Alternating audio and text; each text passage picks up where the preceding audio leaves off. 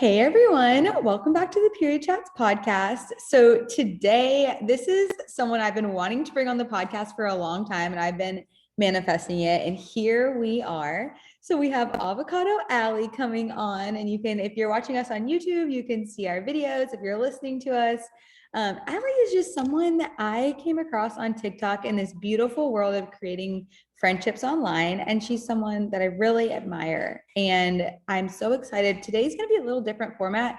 We're just going to talk about life and about PCOS and about TikTok and anything else that's going on in the world. But Aly, I want to let you introduce yourself and kind of tell us a little bit about what you've got going on. Yeah, awesome. I'm so excited to be here. I'm so excited to be chatting with you. And I'm sometimes TikTok gives me makes me feel a little iffy, but I love when friendships form out of it. So I'm really excited.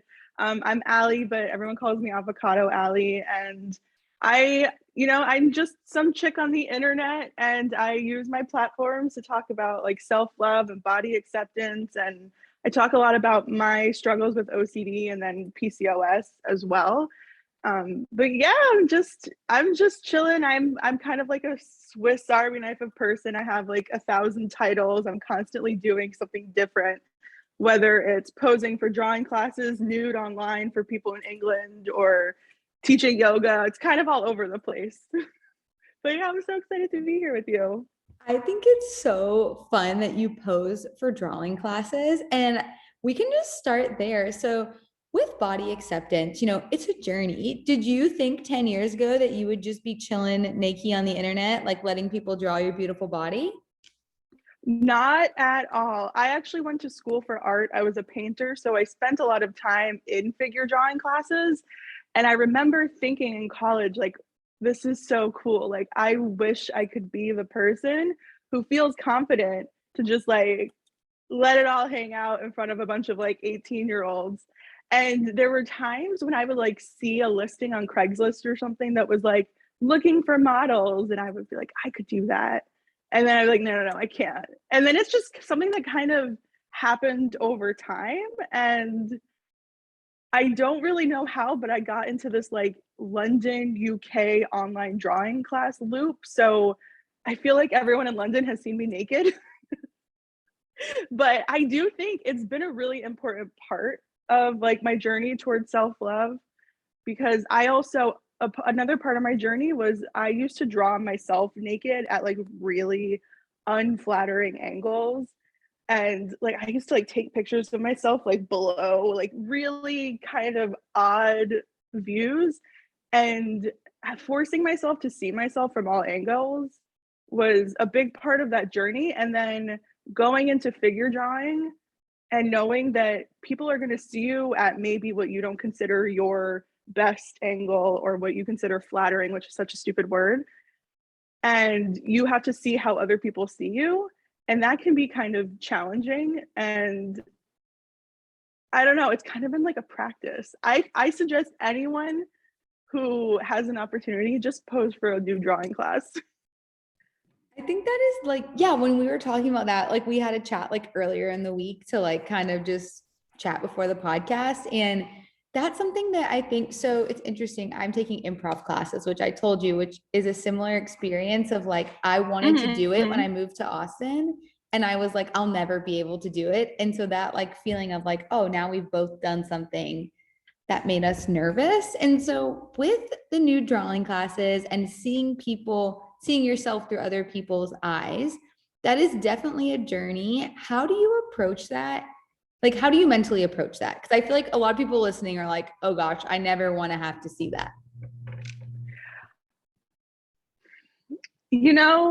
I think it just takes time. I think at first it can be uncomfortable, especially we are such in a world of seeing ourselves at this angle.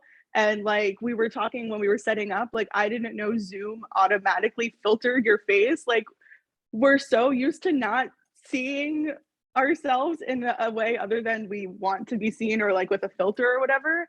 So I think it can be shocking, especially if I think my first class, there were over 100 people, and seeing all of these images of yourself can be shocking if you're not used to it. I was somewhat used to, though, because I've been like posting half naked pictures online for a long time, like to gain my self-confidence. So I think it's just kind of being exposed to it. And then after a while, you start to see the beauty in things you never even noticed in yourself before, especially through the eyes of artists. And if anyone's thinking about it, there should be some comfort in knowing that artists see everything in the most like unique way. And they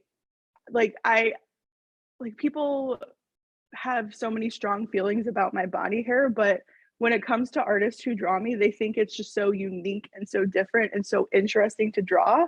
So maybe your biggest insecurity is something that an artist will find beautiful. I love that. Like maybe we should just end now. Like that's like a perfect, like if you take nothing else away, like that is so interesting. And I think one of the reasons I was really drawn, just like being completely open about like why I was so drawn to your page, is we both have strong eyebrows. And that is something as a kid I was mocked relentlessly for. Like the first time I waxed my eyebrows, I think I was in 5th grade. And same. Yeah. 5th grade graduation. Yeah, because I was getting teased. And so coming on the topic of body hair, there's 2 things I want to touch on. One, body acceptance versus body positivity versus body neutrality. Because I think that's kind of an interesting space. But then piggybacking off of that is like, how has your body hair been a part of that? Because people who don't even know anyone on the line, they are so offended by body hair, something that is naturally occurring on our bodies. So I just want to unpack both those things, like body neutrality, body positivity, body acceptance, and then how body hair like came in for you. Because I've read through some comments and like people are horrible. So like, how do people are terrible. They're bad. Like I didn't know that part of society, my words today, that part of society existed. And I think you're really brave and strong for sharing, but it's unfortunate that something that grows naturally can cause that reaction. So long question, but just dive into how that has been. Yeah. So body positivity is interesting. I feel like the term body positivity was really big when Instagram really started to blow up and when we were seeing more people of different sizes. And I used to use that term a lot. And at some point I kind of started to steer away from it because there's a really big conversation of like plus size people saying it's being co-opted by thin people, and then there's this very messy subcategories of fat people, which I won't get into, but it's just become a little muddied. And I feel like one part of it is just people kind of trying to co-opt it for themselves when it was supposed to be one particular thing to start out.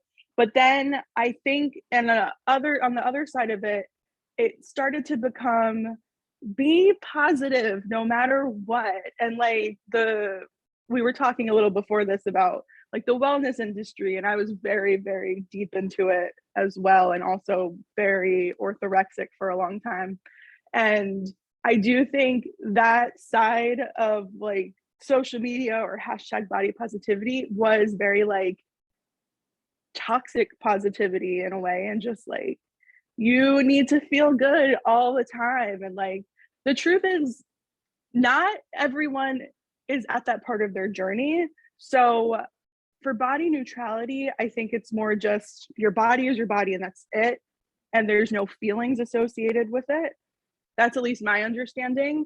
And then body acceptance is what I've kind of switched over to, which is more like wherever you are in your journey, whether you are happy with how you are, whether you want to change your body, whether you want to gain weight or lose weight, accepting that like today you're perfect. And our society always wants us to be striving towards something different than where you are now. So if today you can just sit and be comfortable and present where you are, like that's great. It's not you have to feel a certain way. It's just like you feel how you feel and you're accepting how you are today. So I think going towards the negative side of all of this,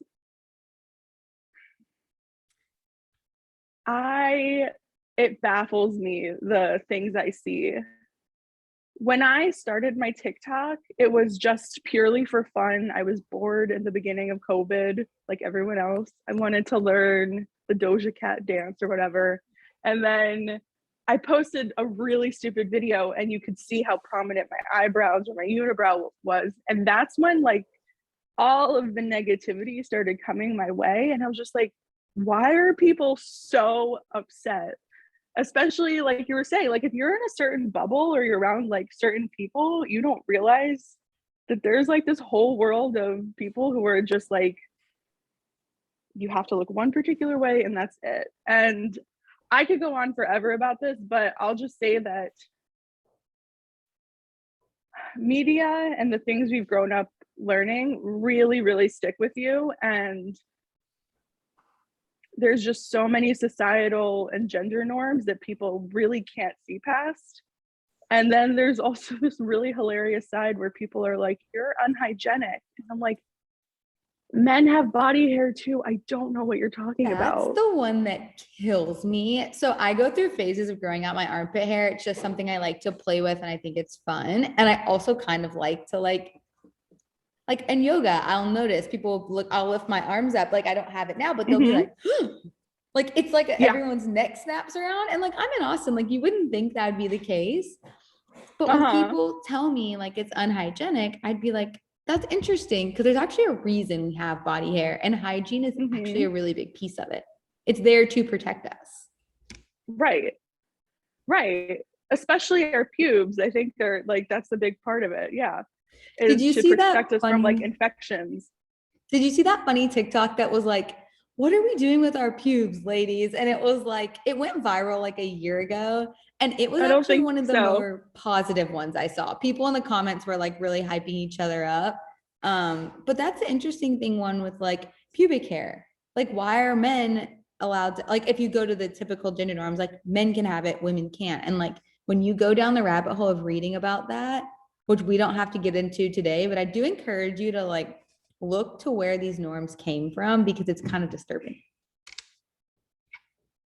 Yeah, there's a lot of history behind it, but people just like have this very narrow-minded way of thinking, and they cannot see past it. And I just think they're not being exposed to it. Like I have a lot of people in my life who will say, like, full disclosure, I was a little thrown off when I saw your body hair, but now I see it and it's normal and I'm used to it. And I think it is, it's just, there's not much representation. I will say, not necessarily mainstream media, but on social media or other ways that brands are marketing, I think they are really starting to kind of shift. And certain razor brands have been more inclined to actually show hair rather than showing, what is it, like a Gillette ad and they're shaving nothing. You're like, what are you even doing? That doesn't even. Right. And I saw you worked with a razor company, and I thought that was super cool. I was like, what a good idea to like, I don't know, like intuitive shaving. Do what you want with your body hair. Like whatever you want. And you know, I hesitated when they reached out to me. And I think they reached out to me because I had a video go viral where I was talking about body hair and femininity. And when they first reached out, I thought it was a joke. And I kind of sat with it and I was like, is this hypocritical? And I kind of went through it. And I was like, no, I think this is a good way for brands to shift towards, like, acknowledging that there is hair there and you can keep it or not. And because I don't shave now, that doesn't mean I won't shave later. I'm not anti-shaving. Like, people think I'm like against shaving. That's not true. Sometimes I shave my mustache. I don't know why, just because. Because you want to, and that's okay. Like, that's okay. Yeah, I go through phases, but it's not like at the top of my mind. I'm not like, I have to be hairy. So yeah, I don't know. I think when they approached me, I was like, you know what? I feel like this shows growth within the industries, especially more millennial owned companies like yours. Like, I feel like there's a big shift happening and it's really nice to see. Very here for it. And so another thing that I think is really cool, you advocate for body hair, you advocate for body acceptance, your account's fun, but then you also talk about PCOS. And we're obviously Period Chats podcast. We talk about hormones. How has PCOS played a role in this? And if for anyone who doesn't know, PCOS is polycystic ovarian syndrome. Yeah, so I think TikTok is so funny. People started trying to diagnose me or asking me what was going on with me, or giving me like resources without me wanting any. So when people kept talking about PCOS and assuming I had it because of my body hair, I was like, okay, I think this is a conversation maybe people don't know enough about, or maybe needs to be had more. So that's when I started to discuss it more and try to bring a little bit of awareness. And I just feel like people are not very educated on it, even though, what is it? I can't remember the percentage, but like a very high percentage of people have it. It's proven that 1 in 10 people have it, but they think it's actually closer to 1 in 5. That's wild. That's wild. Yeah, and I just don't think, and doctors don't really discuss it. Like, I don't hear. I was trying to think back before this conversation when I became aware of what PCOS was. And do you know the show My Big Fat Fabulous Life on TLC? No, I don't. We don't have like cable, so I feel like I'm like out of touch with the general world, but bring me up to speed. Well, it's a show on TLC that started a while back. I think it was 2015 or so. And it's this chick who went viral kind of before going viral was really a thing. And she's fat and she was dancing. And TLC reached out to her because she kind of blew up and she got a show out of it. And whatever people have feelings about the show, I remember watching it and she was talking about PCOS and talking about her symptoms. And I think that was the first time I actually heard about PCOS. And that's when I kind of started looking into it and being like, oh, I think that's what I have. So the fact that I saw it on TLC, but like never school or a doctor or my gynecologist, like no one ever talked about it. People always think I'm crazy when I say that this education starts with changing pop culture. I'm like, the period stigma will drastically dwindle the second we stop making period jokes and the second we start including like this education in pop culture, because pop culture is so much easier to change than like medical. I mean, it's sad. It's sad that that's how we have to learn about many things, but it's crazy that you figured it out based off of a TV show, not anything like your doctor or your nurse or school education, like TLC. TLC, My Big Fat Fabulous Life. Well, that's it's cool. Unfortunate. Yeah, I mean, it ended up being a good resource. And I think that show coming out was important for a lot of people, because I think she was like 300 or 400 pounds, but she was a dancer. And it's kind of similar to the conversation we're having where like people had assumptions about her. And she's like, I'm literally a dance teacher and you're giving me shit about my body. I can't, oh, I'm sorry, can I curse? Yeah, go for it. Okay. Go for it. And she was like, it's really, really challenging for me to lose weight and you don't know what's going on with me. And and I think it's important to a lot of people to have seen that. But those are similar conversations that I have where people are like, you just need to lose weight. I'm like, well, first of all, I'm not actively trying to. Second of all, when I do try, it's a job. It's so hard with PCOS. It's so challenging. It can be done, but it's like, it's not that easy.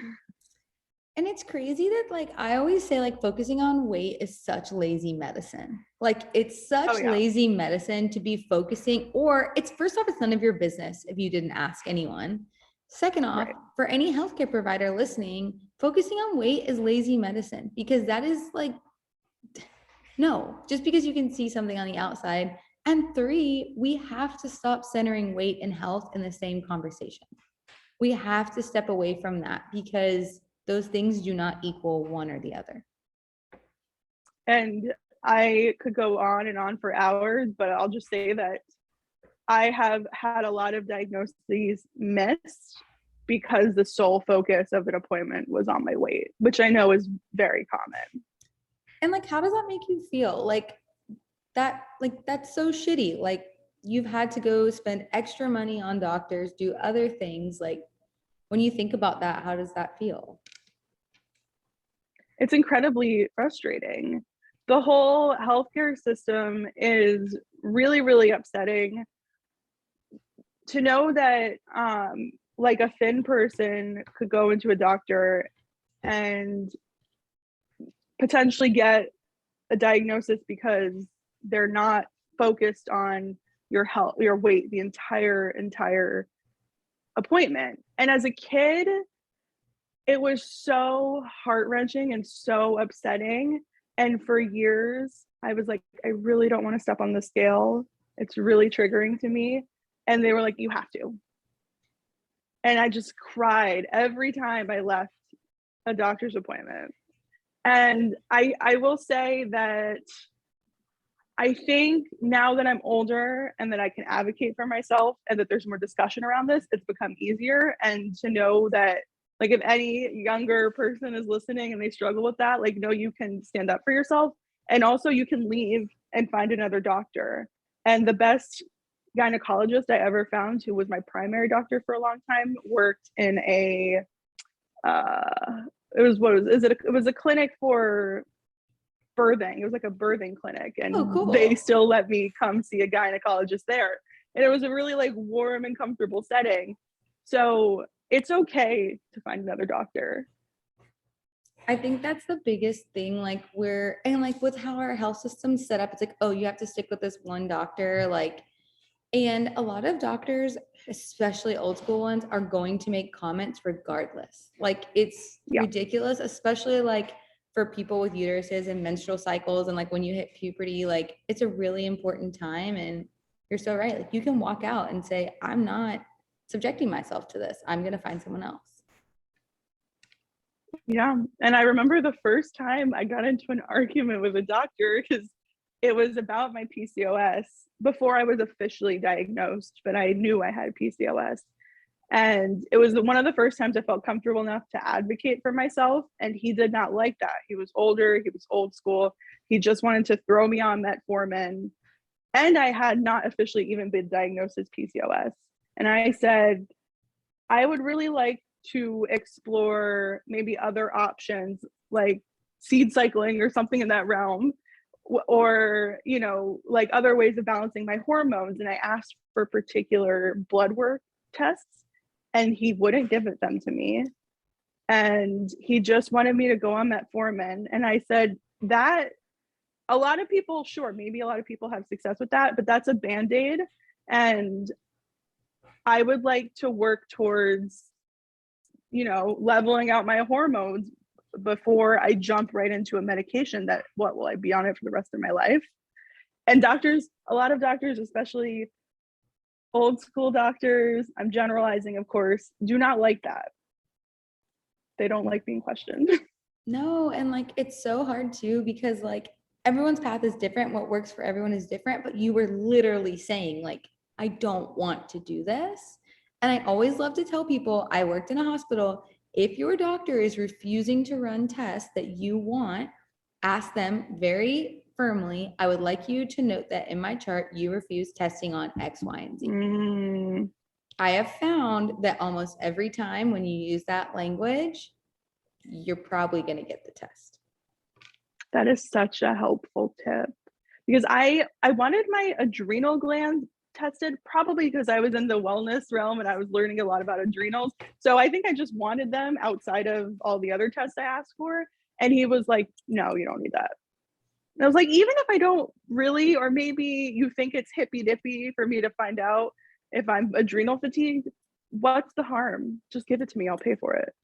Yeah. And I always laugh, like I call myself like a recovering wellness girly. And yeah, I think a lot of people can, because we talked about this, but if you're listening, you know, I've been far down the rabbit hole of the wellness world. And like you could argue maybe I'm still finding my way out of it. But I mean, like those tests, like they do matter. And thyroid antibody testing isn't normally done, but it can be an early identifier. And we need to do some more preventative work so that we don't end up in a situation where we need all of this Western medical care. Right. And I'm not, by no means am I anti-Western medical care, but from that point on, I started seeing a acupuncturist regularly. And acupuncture is not whatever you believe, if it's going to cure you or whatever. I'm not anti-Western medicine, but I wanted to start with that. And I think even if you're just going and maybe you don't feel the benefits, I still think going into that environment, having that connection with someone who knows your history, who's maybe not in such a like medical settings, make me so uncomfortable. And it's kind of nice to have as many people in your court and as many people who have resources for you. I feel like I've been saying this a lot to people because I have like multiple therapists right now. And I am like, I have never felt so supported. So if you need a therapist or if you need an acupuncturist or whatever you need to feel comfortable, to have resources, like they're out there. Yeah. And I think that's such good advice because like Western medicine has a purpose, like functional medicine has a purpose, like it all can work together to like your best benefit. And actually we have a functional gynecologist coming on the podcast in July. Oh, cool. So if you guys are listening and you have questions you've always wanted to ask your gyno, like we'll definitely go through that because I think finding a gynecologist can be really scary too. Yeah, it can be. But when you find a good one, you got to keep them. You have to keep them. And like, you have to go every year, which like, I'm still working on finding a good one in Austin. Like it's been really hard. And I've been super open about that. Like people ask for recs. I had one person that I recommended. And then I found out she was like shaming my single friends, like for not being on birth control. And I was like, okay, I can't send anyone else here. I know I've had, especially with PCOS, I saw a doctor and he was like, when you want to get pregnant. And I was like, I don't want to get pregnant. Or I think he said, when you get into a relationship and you want to get pregnant. Did I say that? Did I say I want to be in a relationship or I want to get pregnant? Stop making assumptions. Yeah. That's just like, but that's so a whole other can of worms. We could talk about that like all day long. I know. So we talked about a lot of and I do think it's important to talk about like some of the more quote unquote negative sides, because I think it's important for people to know they're not alone.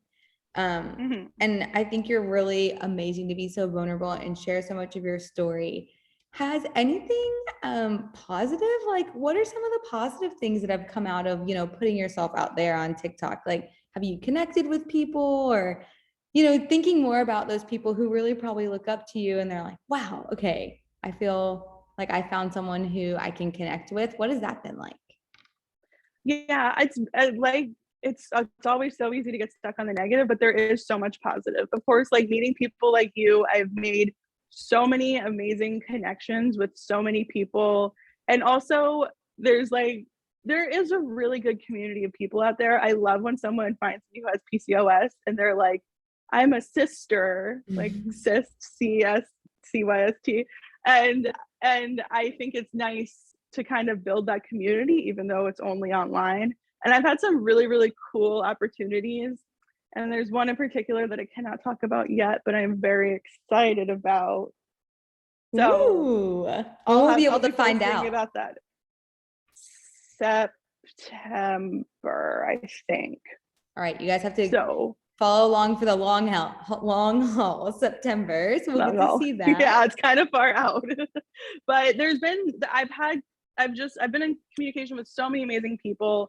And I think connection is so important. Even if it's online, I've made some amazing friends. And,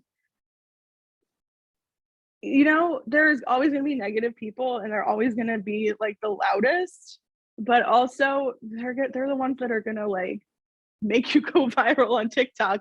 And in turn, you'll end up on a cool podcast with some chick that emailed you to be on her podcast with her. So it's so funny because like I always like say like my bath time is like my TikTok time. And so like I can't even remember which video I came across. I've been following for a while, and then I reached out and I was like, this is gonna be great. She's gonna be so fun, and you have been.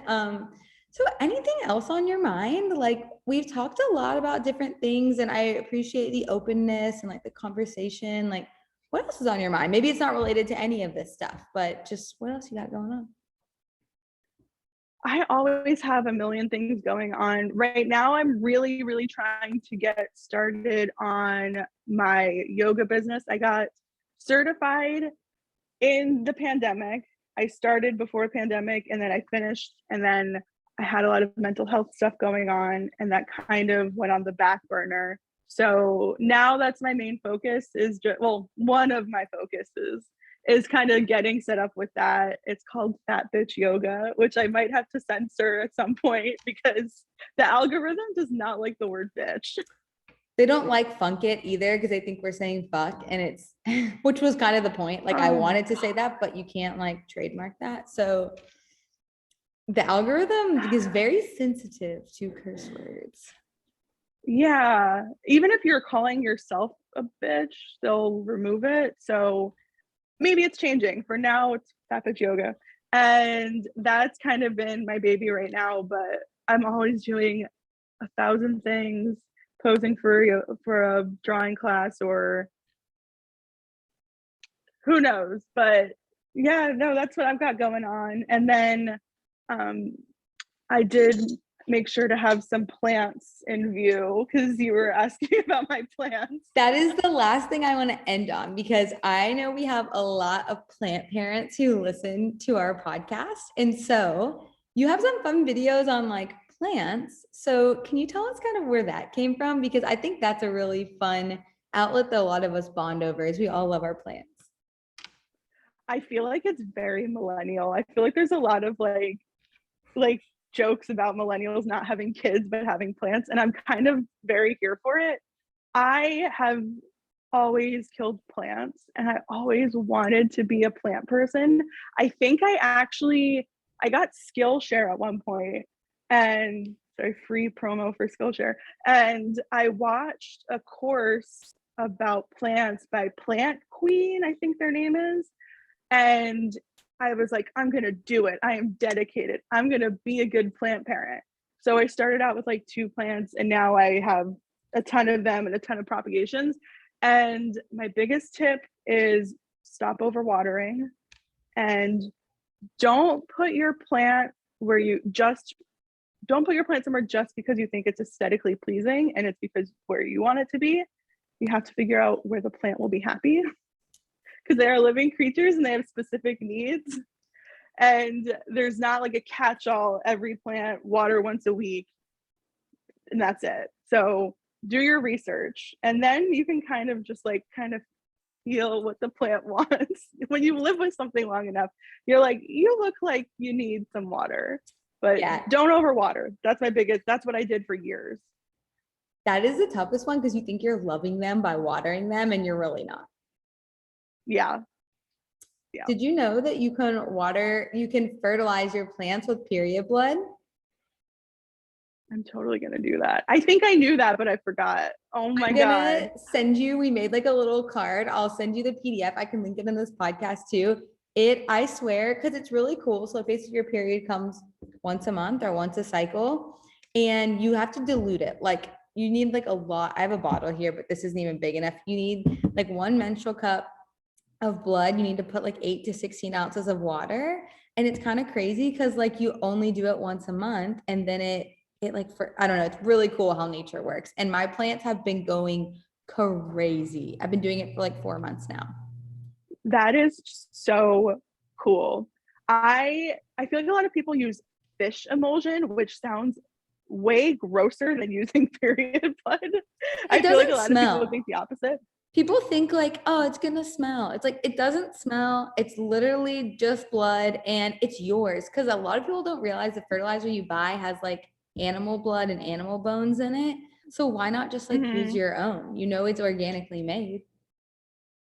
You know, I've had really bad experiences with the cup I know a lot of people are really good at using it. I am not, but I feel like I'm going to try to dive back into that so that I can fertilize my plants. You could use like a disc too, or like if you use period undies, you can like soak them and like wring them out, or you could soak tampons. Like you can do all different things. I just use a cup because it's easier for me because I remember like I had this like I used to run all the time and tampons would just like fall out of my vagina, and the cup like worked really well for me, which I've told that story like 3 times this week, and every time I've told it, people are like, can a tampon just fall out of your vagina? I'm like, apparently happens to me a lot. I guess so.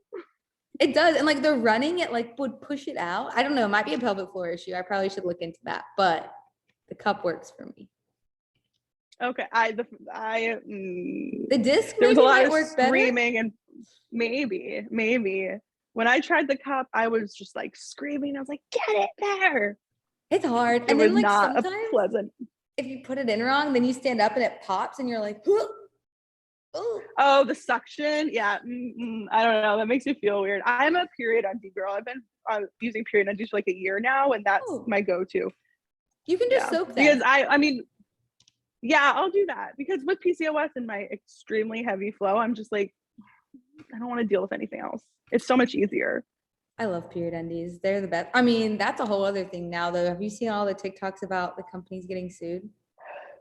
Yeah, so I don't know much about it. Just saying. I'm a leader for one of the brands, so I'm waiting to kind of hear what's going on. There are some conspiracies. I don't know what's true about.